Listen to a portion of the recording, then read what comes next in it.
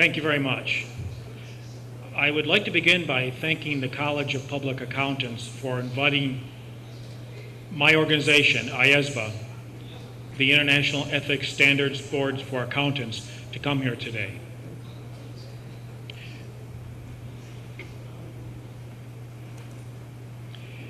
Hearing the translation simultaneously is a little confusing to me. I'd like to tell you a little bit about what we do, how our organization operates, but I also want to spend a bit of time telling you what we're changing in Independence, what our current projects are, and where some of our new exposure drafts are heading.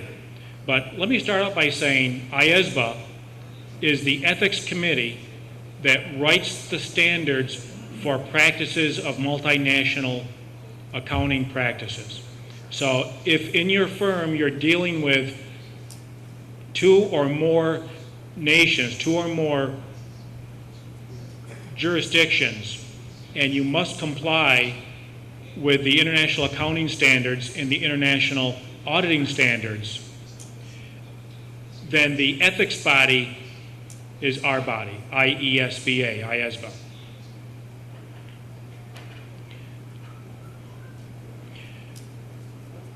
I'm not going to spend a lot of time talking about the basic of ethics. I'm talking to the best group in the world about ethics, so I don't need to tell you where we stand on a robust code and the fact that we want an ethics code that stands higher than the laws, that stands higher than the national regulators.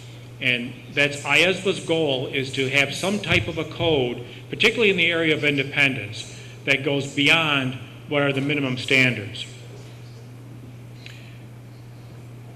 The legal requirements may run specifically to regulators in the securities arena or in the governmental operations arena. But when we're working with public accountants, we want a more robust approach that deals more with appearance and with standards than necessarily with the regulations. And that's because we hold the trust of the public. Our organization, our ethics committee, if you will, has as its overarching organization the public interest board, and that ensures that we have the public interest as our main goal. So when we write a new ethics standard, it's with the idea of what's best for the public, the people that use our services, that read the financial statements, that we have an opinion, that we audit, or that we review. Our board has 18 voting members. I'm one of the 18 members of the board. 9 of those are practitioners and 9 are non-practitioners. And if you see on the slide, our geographic representation includes Africa, Asia Pacific, Europe, and North America. I stand before you as one of the very few people, the only person from the US. We have a member from Canada. And I can tell you, we are not proud that it says North America. We want it to say the Americas. And we need membership from Central America and South America. And one of my messages to you today from IESBA is that we need people from Costa Rica, we need people from South America to come and participate in IESBA. I know that we do have representation in various bodies through IFAC, the International Federation of Accountants. But please consider volunteering for IESBA. It's a bit of a process. I'm not part of that subcommittee, but I can put you in touch with the people that are part of that subcommittee. If someone has an interest in working with IESBA, we just now released who our new chair is. We went through a sad period of our chair passing away, and our new chair is an individual from Greece, and I understand he's going to re-energize the approach to reach out to the global community for membership.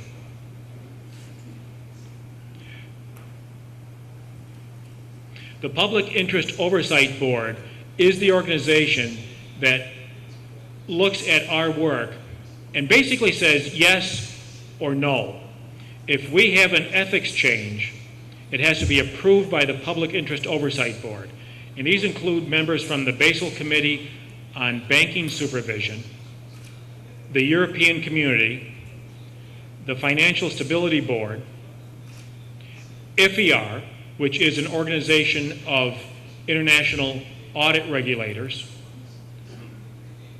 IOSCO, which is an organization of international securities regulators, in the World Bank. And it's PIOB that wants to make sure that our ethics have the public interest at heart. So therefore, everything that we do, everything that our ISBA promulgates, passes into existence, must be approved by the PIOB. In addition to that, we work with an organization called CAG, the Consultative Advisory Group. Now, CAG shares some of the same members, or I should say, some of the same organizations with the PIOB, but CAG is a regulator oversight. CAG does not say to us yes and no. CAG says, please consider. They are advisory to us. Very strong advisors, but advisors. So when the Public Interest Oversight Board says, no, you're going in the wrong direction, we must change. When CAG says, no, you're going in the wrong direction, we give that a great deal of thought. We do not consider our ethics board to be writing ethics for the regulators, but we must keep the regulators in mind. All of our meetings are open to the public. In addition to the 18 voting members, each voting member can bring with them an advisor or a consultant. I bring someone with me. She's a very intelligent person in the area of professional ethics, so she's my research, if you will. Many of the 18 voting members, not all, bring someone with them, and they have the ability to speak at our meetings. We also have a few regulators that come, the Japanese regulator, the European regulator, CAG I mentioned, there's someone else I forgot. Oh, the US regulator, the SEC, can come and speak at our meetings. I forgot the person from the US, interesting. In any event, anyone can come to our meeting and anyone can listen to the meeting online. I can't say it's very interesting at times, but we do encourage participation. Our goal at ISBA is to reach out to all the jurisdictions that we work with so that we can do exactly what I'm doing today, explain our process, tell you about what it is that we do, and some of the changes that's going through. And you can see some of the countries that we've visited in the past 18 months. Whoever speaks next, the word or the country Costa Rica will be there because of my participation today. We wish this could be 10 times as long. But like all organizations, we have a limited budget and a limited amount of hours. But I will bring back to my organization the beauty of Costa Rica and the graciousness of its people and how much fun I've had here. It's really been amazing. Our ISBA code applies to all professional accountants in practice, whether you're in public practice, in business, education, or the public sector. The code itself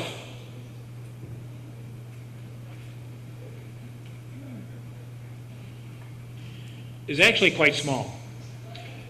And this much of it, which is most of it, deals with accountants in public practice, and that much of it is independence, which we'll talk to in a few minutes. But it is a principles-based code. We do not want our code to be a rules-based code. There are a few rules, and as you understand, the rules of independence were limited to certain things that we can say and not say, but primarily we are a principles-based. We want to use what we call the framework, the principle framework, and it's a threat and safeguard approach. And if we're faced with a threat, we believe if we can find a safeguard, then the threat is resolved and we are not violating our principles. If the threat cannot be resolved, then we'd have a violation of ethics. And when we propose changes, we always try to keep it on a principle basis. We leave it up to the jurisdictions, or more specifically, the regulators in those jurisdictions, to have the rules. The code itself has three parts. Part A is for all accountants, all professional accountants. Part B, that thick part I showed you, is for the professional accountants in public practice. And Part C, which is rather small but not insignificant, would be for the professional accountants that work for businesses. This morning I spoke to a number of students, and we spent a long time on this slide. I will not spend much time on this slide with you because this is your bread and butter. These are the independence rules that are currently in existence. For example, financial interests, as you know, we cannot audit your brother's company, or you cannot audit your father's company.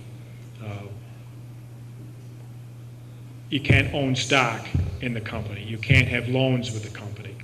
Employment with an audit client. You cannot work for the audit client and also provide the audit.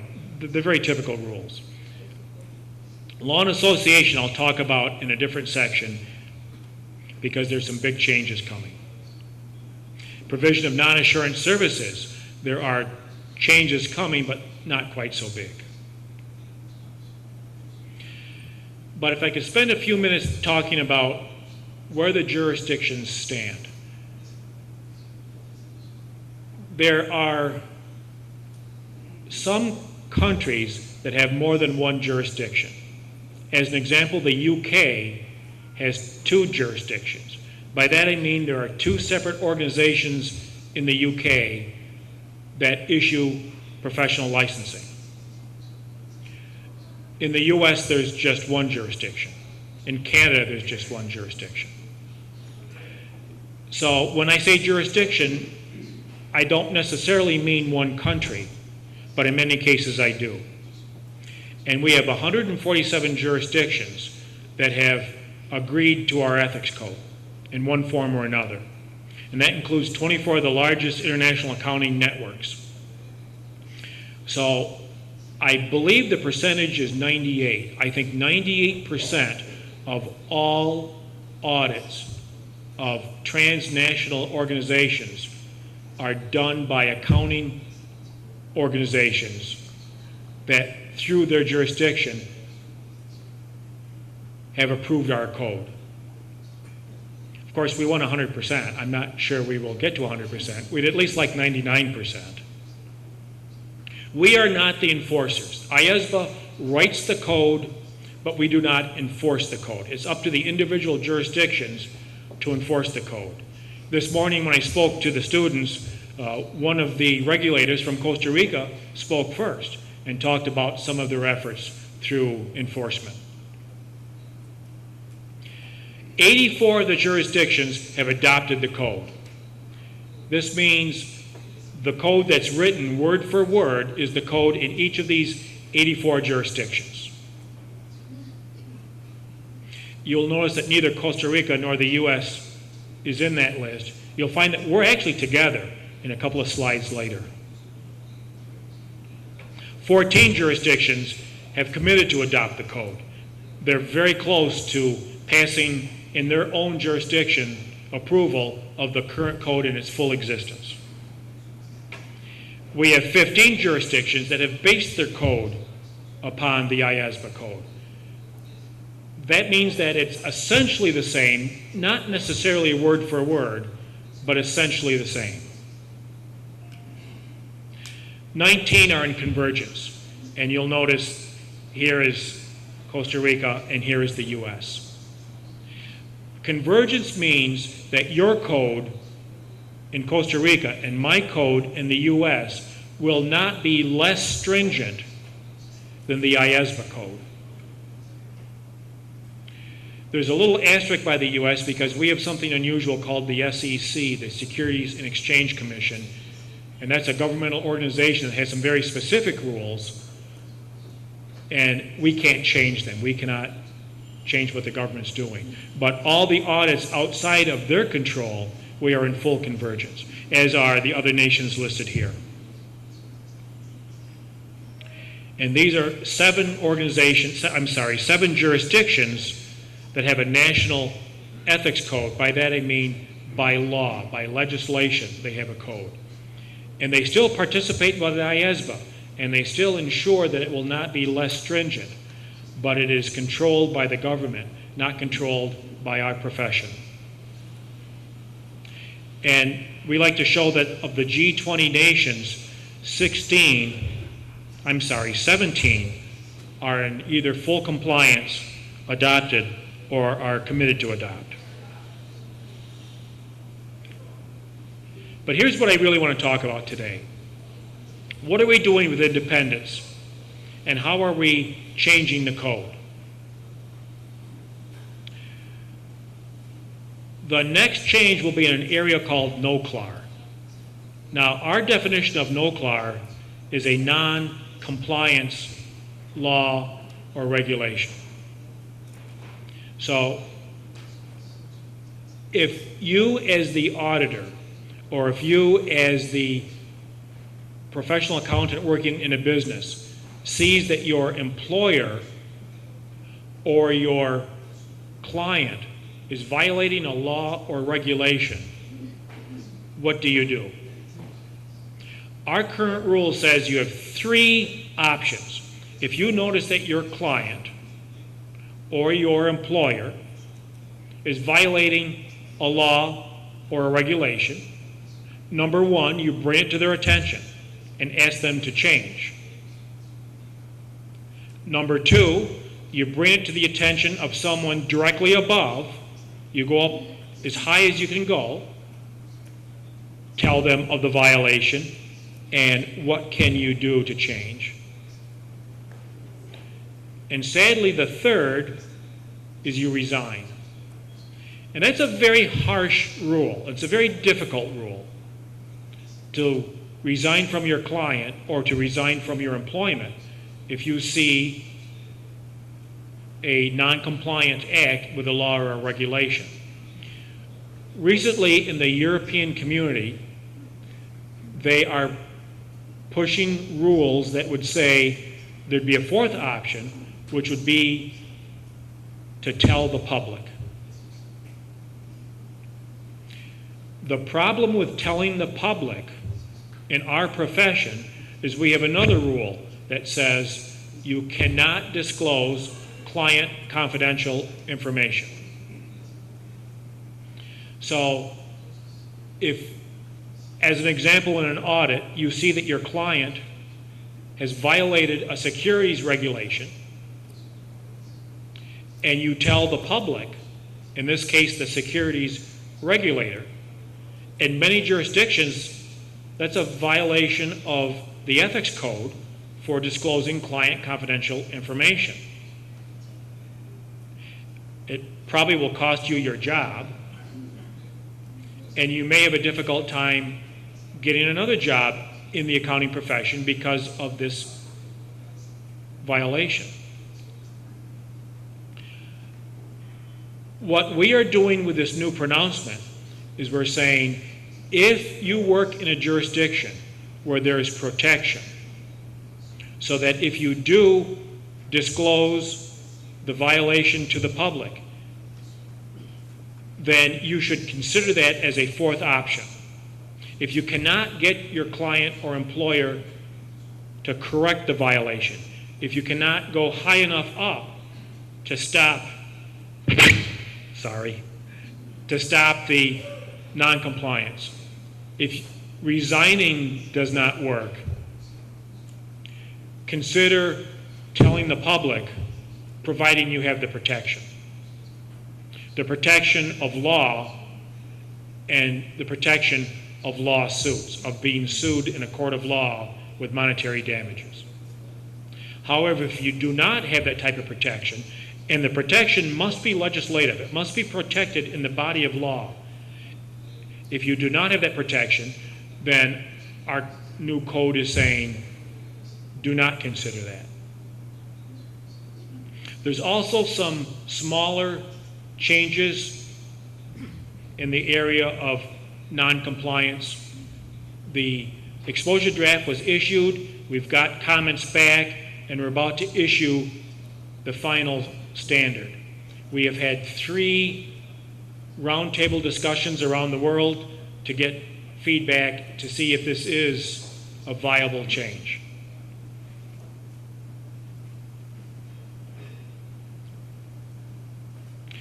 The big issue with NOCLAR is public interest versus confidentiality principle, and that's a very difficult standard to resolve.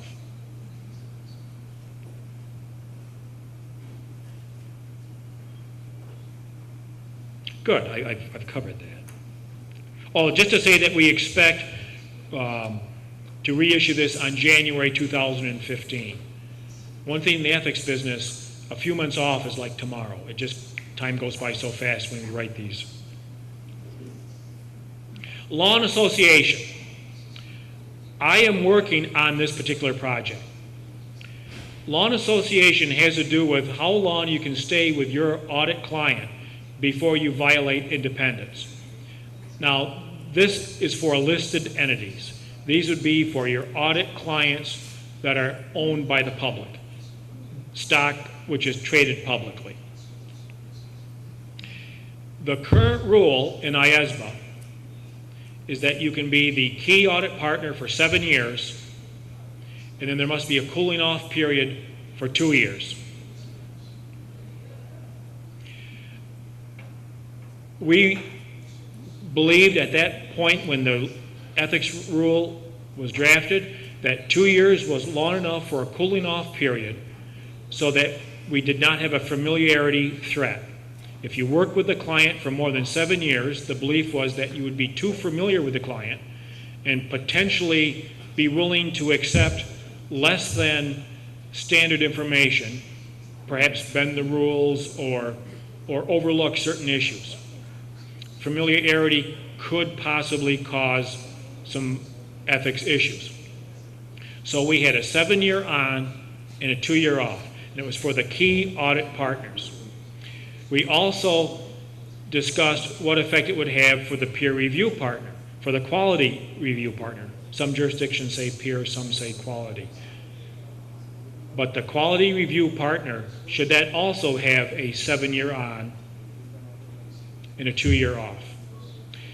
And the new rule, which is in exposure draft form, it's not a rule yet, it's being exposed, is to say that the lead audit partner should be on for 7 years and then cool off for 5 years. And then they can come back on for another 7 years, and then they would have to cool off again for 5 years. The quality review partner is still going to be the old rules, which is 5 on and 2 off. All other engagement personnel are not covered by this standard. There's a fair amount of controversy with this 7-year on and 5-year off because some jurisdictions will have to change their own ethics rules. Because if you agree to have a rule that's no less stringent than IASBA, and this rule gets adopted, then you may have to change your code. I'm thinking particularly of Australia, that has a 7-year on and 3-year off. And the problem with changing your code in many cases is the cost to change. The IASBA code is written in English.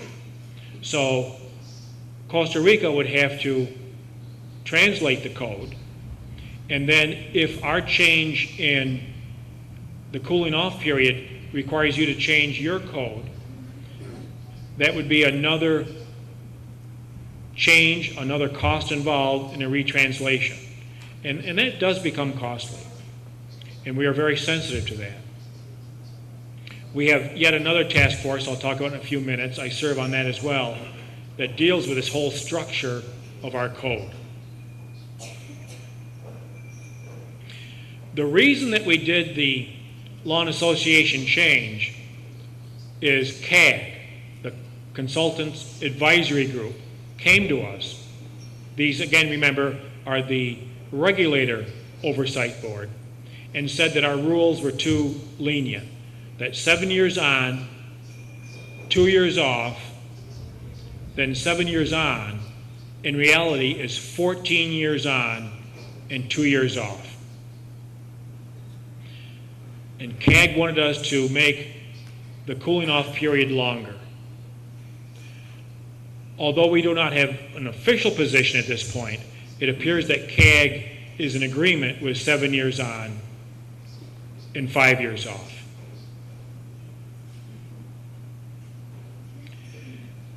We also are defining what you can do on the 5 years off.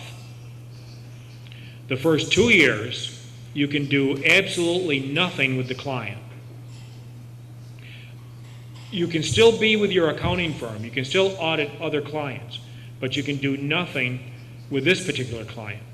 But after 2 years, we are defining a little bit more work. As an example, if I were the lead audit partner on an engagement and I finished my 7 years, I'm off and I can do nothing for the next 2 years. But the third year, even though I'm still off the audit, if I am my firm's expert in an area where a question comes up in this audit, they can ask me the question and I can answer the question, even if it applies to this client. I cannot have interaction with the client, but I can be providing expertise. So we do not want to hurt the client by withholding expertise, but we need the cooling off period to ensure that there's no familiarity threat. This is our safeguard. This is our approach to ethics. The risk is familiarity because you've been on the job for 7 years. The safeguard is you'll now be off for 5 years. By the way, speaking of questions, I would be glad to answer any question you might have. I understand that you have a process, and we've got a little bit of a language issue, which frankly I'm embarrassed. My children are embarrassed for me. My family believes in language, and I stand before you only able to speak English. My son is currently living in Montreal as a francophone, speaking fluent French. Although if you're familiar with French Canadians, they make fun of French. And then if you're familiar with the French, the Parisians make fun of the French as well. But in any event, and I have a daughter that spent a year in Italy and speaks fluent Italian, and they both think I should learn Spanish. I will try. But please ask your questions. We'll get it translated to me, and I'd be very glad to answer. Non-assurance services. I think one of the key elements in our profession is our ability to provide assurance services. And I'm sure you all know what I mean, but assurance services, auditing and review. We audit financial statements, we review financial statements. That's assurance services. Some jurisdictions expand that into other levels, but I have learned that almost all jurisdictions have the same idea of auditing and review. However, many accounting firms provide non-assurance services. As an example, tax services. You do income tax returns. Consulting services, perhaps computer consulting, perhaps employment consulting, executive search. We do not prohibit non-assurance services. What we say is that certain types of non-assurance services will violate independence and therefore prohibit you from providing assurance services for the same client. As an example, bookkeeping. Our code says that if you provide bookkeeping services, you cannot provide audit services. I was wondering if that's a question coming up to me. No, okay. Hopeful thinking. But rules and our approach with the framework is one thing, the real world is another. And many times we have situations where emergencies occur. And we as the auditor, we as the professional accountant have to step into our client and provide a service. And we have redefined the meaning of emergency services regarding bookkeeping and tax services. This exposure draft was issued in May of 2014, and if you are in a situation where you might be called upon to provide emergency services to your client in the area of bookkeeping or tax services, and you're involved in an audit, it would be good to read these rules. And again, remember, these are the international rules. So this applies if you're in an audit of a transnational corporation.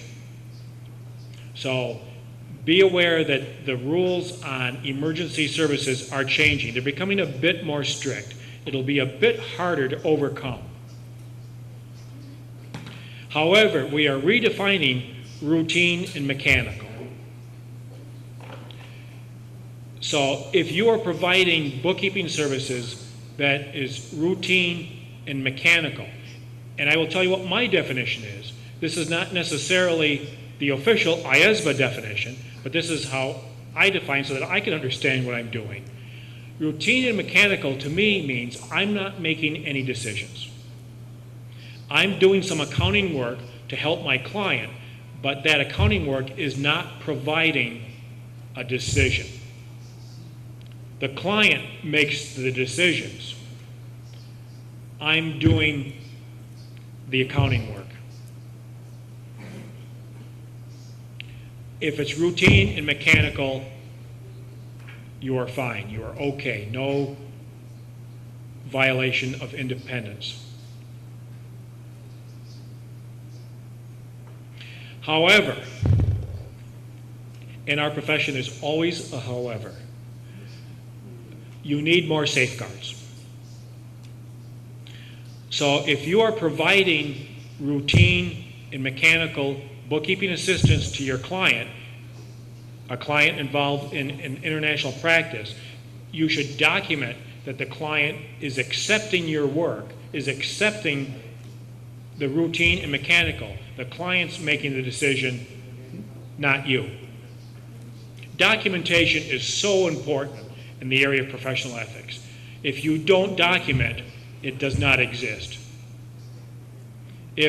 I'm sure no one in this room, but if anyone were ever called into an ethics tribunal, I have done that before as a prosecutor, and I've done that before as an expert witness. You need to document the decisions made, even if it's in your own handwriting, why these decisions were made. So very important. Structure of the code. I'm spending most of my time now at IESBA working on this task, structure of the code. We are considering completely restructuring the code for two very important reasons. To facilitate compliance and to facilitate adoption. We have heard from many jurisdictions that our code in its current form is very hard to translate, and it's very hard to enforce.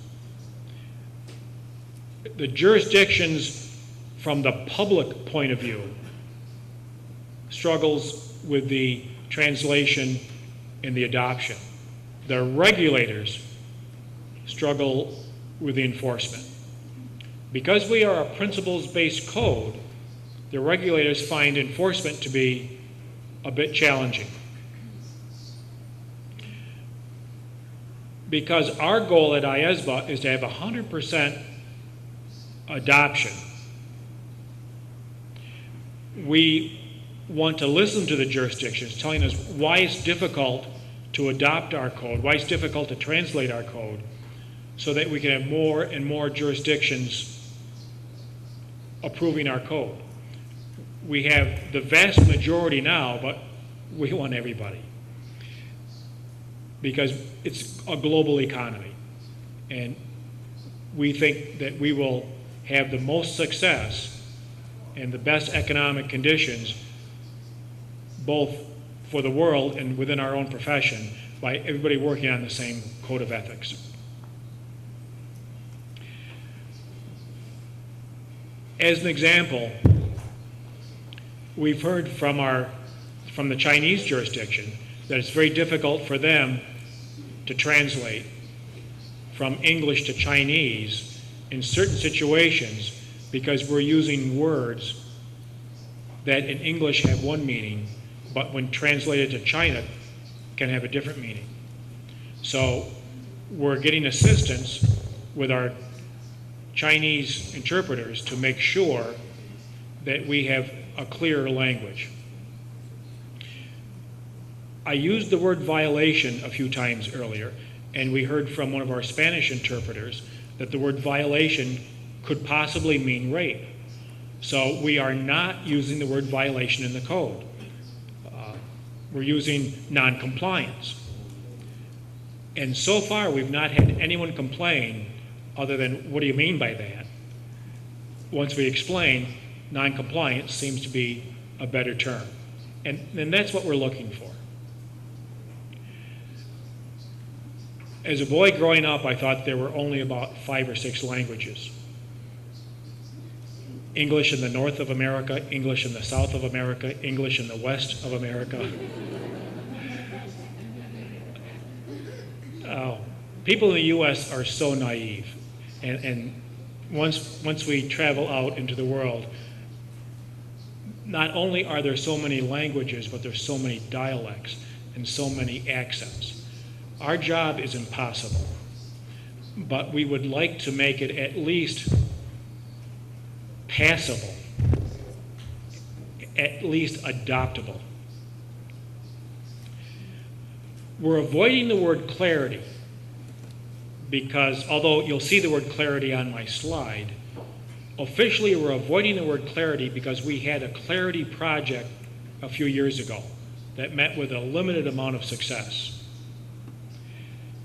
But indeed, what we are after is a clarity of language.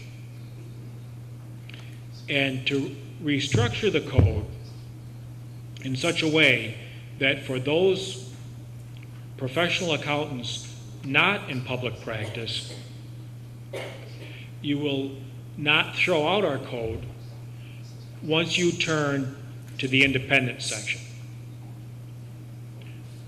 2/3 of our code is independence. And if you work in business or the government or education, independence is not to you what it means in this code. And we have found people say that they turn to the independent section, realize that it doesn't apply to them, and set the book down, when a few pages beyond that is very relevant. So we're considering repackaging the code to have the non-independent sections all in the front.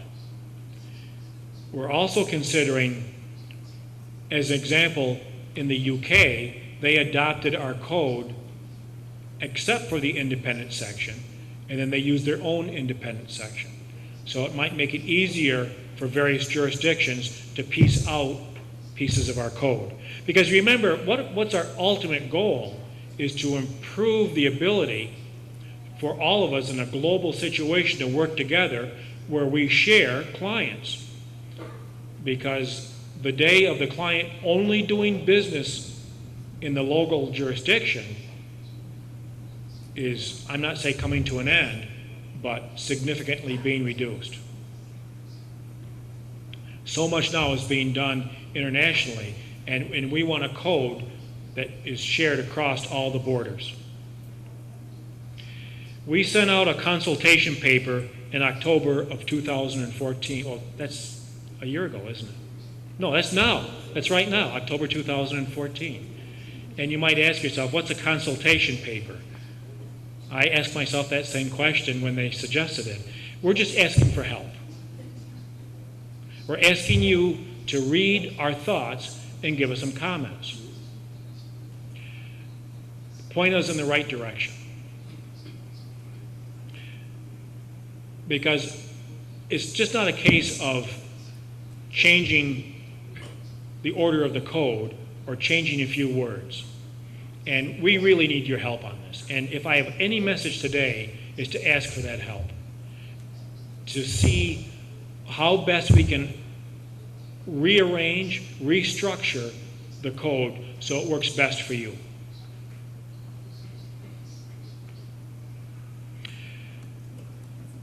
When we're not busy, these are our other projects. I mean that to be funny because we tend to be very busy.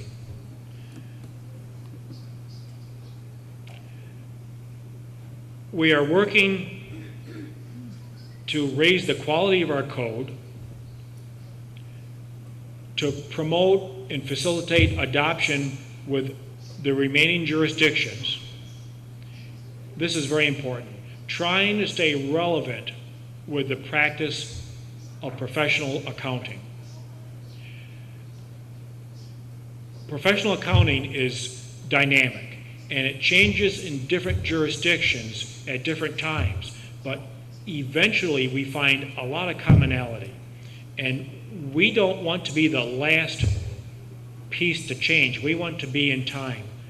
And so where you see irrelevance, where you see something missing, we need help, and we need you to let us know.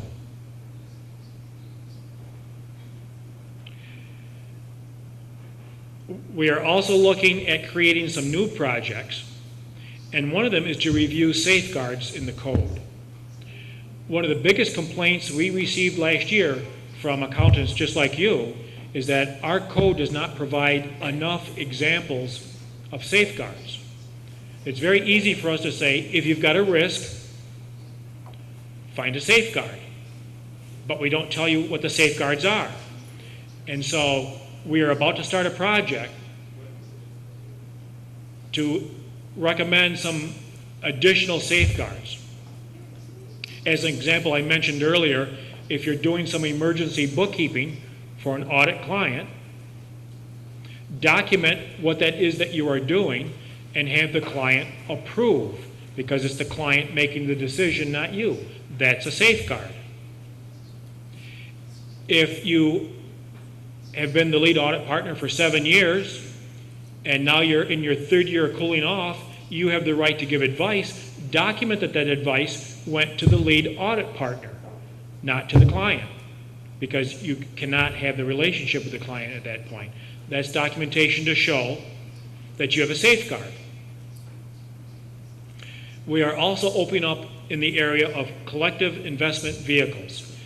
I'm not sure that that's a big issue in Costa Rica. It's not that big an issue in the US. It is a huge issue in the Pacific Rim.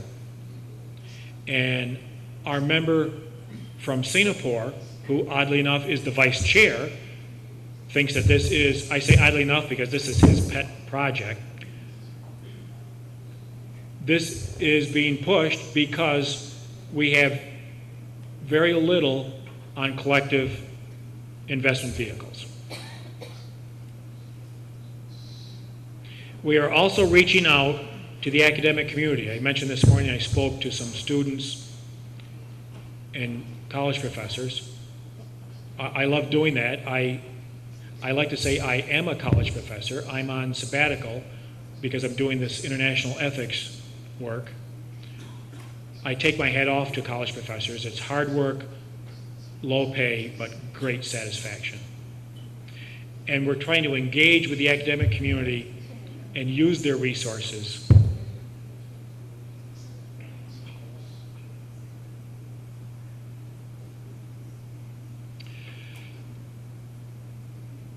I wish there were more questions. I have more material, but I would be glad to answer questions.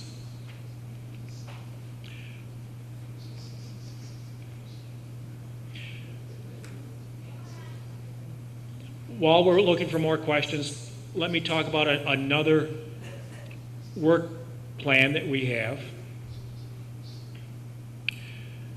which is fee structure. There has been some changes internationally as to whether fees in and of themselves can create some type of an independence challenge. And we see that as perhaps a familiarity or perhaps a financial interest. And this is a very sensitive area in many jurisdictions. We believe that we are in business. We, as public accountants, are in business, and we charge a fee. By the same token, if that fee is so large that it influences your decisions, where do we draw the line? Rest assured, at this point, there is no line. But we had a huge scandal in the U.S. a couple of years ago.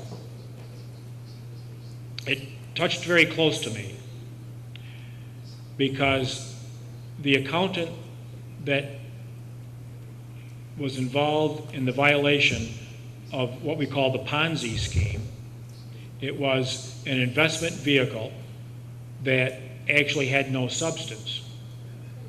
And many people invested in this vehicle and lost all their money. And the CPA that audited this investment vehicle was a student of mine in a class just like this. And actually came up to me after class and said, I have one very large client, Bernie Madoff, if that name rings a bell. And I provide auditing services for his investment vehicles. And then I have a smaller accounting practice. Am I in violation of ethics because I have one large client? And I said, the correct answer, no, you are not.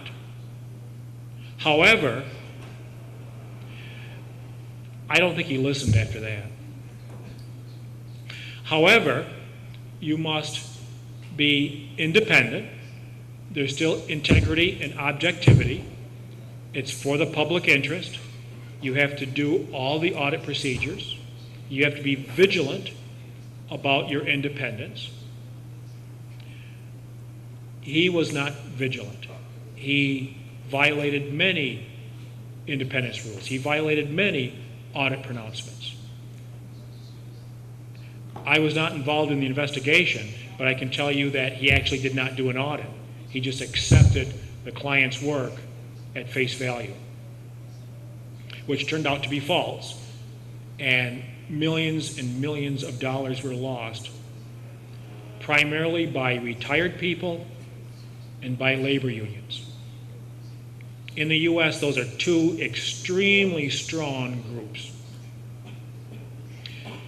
And the Bernie Madoff failures and some failures in France and some failures in the UK have caused the world to review the issue of fee structure. At this point, we have not scheduled any task force to investigate, but stay tuned. It is perhaps at the very top of our list in the next 2 or 3 years to come. God bless you. I would be glad to answer any questions you may have. Do I sound like I'm begging?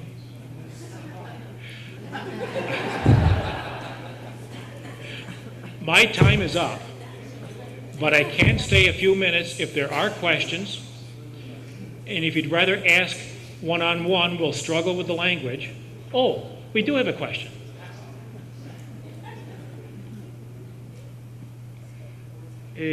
Don Brian, la pregunta dice lo siguiente: el IESBA ha considerado implementar un documento para que lo utilice el auditor en el tiempo de enfriamiento como salvaguarda y soporte que cumple el plazo de alejamiento del cliente.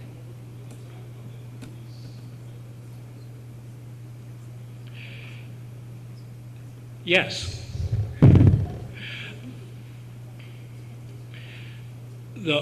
The only issue that we would have is that in certain jurisdictions there are some restrictions and some other jurisdictions there are not. But we are considering a document or perhaps even a practice management tool as to what is to be done, what is not to be done, and how you would document that. The pronouncement, once it's passed, will list very specifically what you can do and not do. And then what we are considering is having some type of a tool that you can use to make it easy to say, can't do that, yes, I can do this. Very good question, thanks. Otra pregunta. ¿Hasta dónde está la responsabilidad del colegio como vigilante y ente saneador ante la falta de ética o incumplimiento?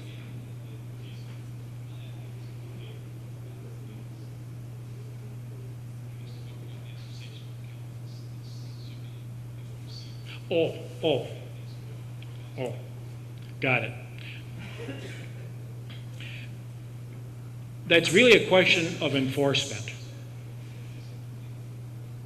IESBA writes the rules, but your association or the national standard setters in Costa Rica would be the enforcement. They should become involved when a complaint is filed. I worked for the standard setters in New York for a few years, and the way that would work is someone in the public would file a complaint, and then the investigators would discover the evidence. And then my job, not by myself, but my job with a few others, would be to determine whether there was a violation and then bring charges. So that's a job for the local jurisdiction or the national standard setters within that jurisdiction. And they should become involved as soon as the violation complaint is filed. ¿Por qué no se establece un rango mínimo y máximo de honorarios para evitar cobros desproporcionados?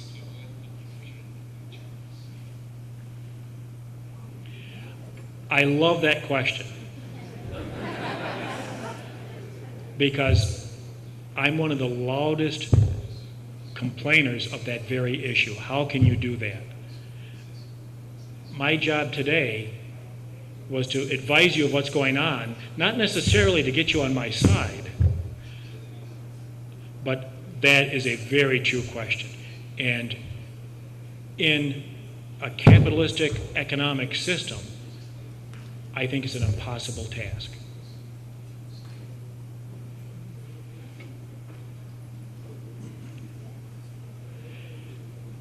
Thank you for outstanding questions. And again, thank you for your graciousness and your hospitality. Enjoy the rest of the day.